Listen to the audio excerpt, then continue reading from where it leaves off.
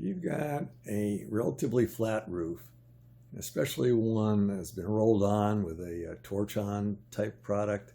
You're almost guaranteed to have some leaks. In this video, my daughter Amy shows us how to patch those leaks. Hey Amy! Hey! What are we doing? Well, just like everybody should know how to change a tire, everyone should also know how to fix their roof.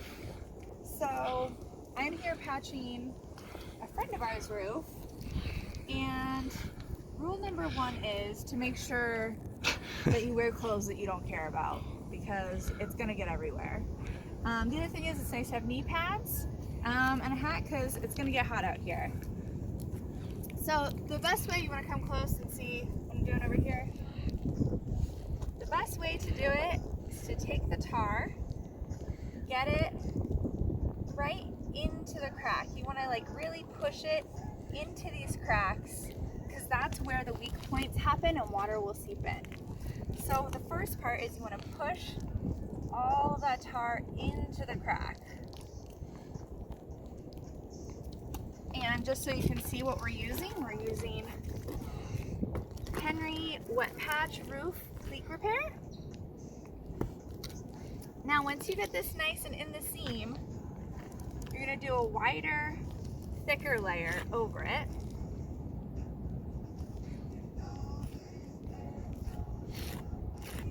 We'll do a small one just as an example. Then, some people will leave it at this, but if you want to do a proper job, instead of a quick fix, something that's going to last a while so you don't have to get it back up here too soon, you're going to want to get some fiberglass repair tape. It actually looks more like a meth cloche, so the tape name could be a little deceiving. They have self-adhesive ones, but if you put this layer on first and then this on, you don't need self-adhesive, and that's really a better process for sealing it up properly. So what you're going to do is make sure that we left off right here on the last strip. So we're going to cut this one down to size. We're going to overlap the one we already just did. Push this one down in there.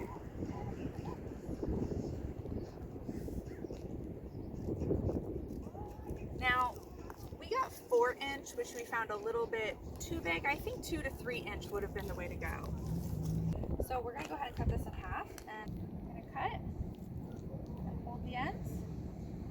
You should be able to stream right down the middle.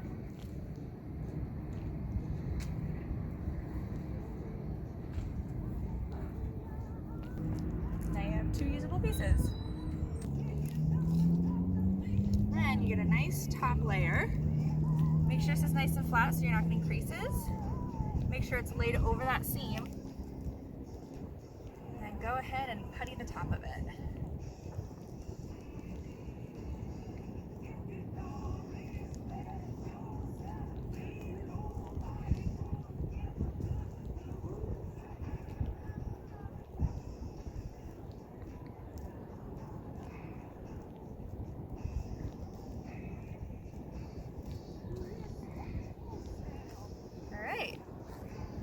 Now, a couple things we might want to cover is where to patch. As you can see, the blue tape is where we can see that we're having obvious problems. Any place that has pooling, you'll see like right here, there's a lot of pooling of water that happens here. So these zones around the pooling area are a little bit more receptive to having leaks. This area here, anywhere where a T in the seam meets, you can see how this is coming up. We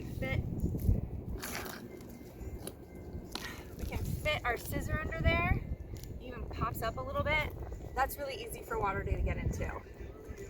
So we want to pay extra attention to these T shapes in the seam and anywhere where there's pooling. Also, just to go over our parts list, we have our tar. We have our fiberglass tape. Don't forget the scissors. We forgot, we had to come back for them. You're going to want a screwdriver to open this, a nice flathead. And you're going to want a couple spatulas.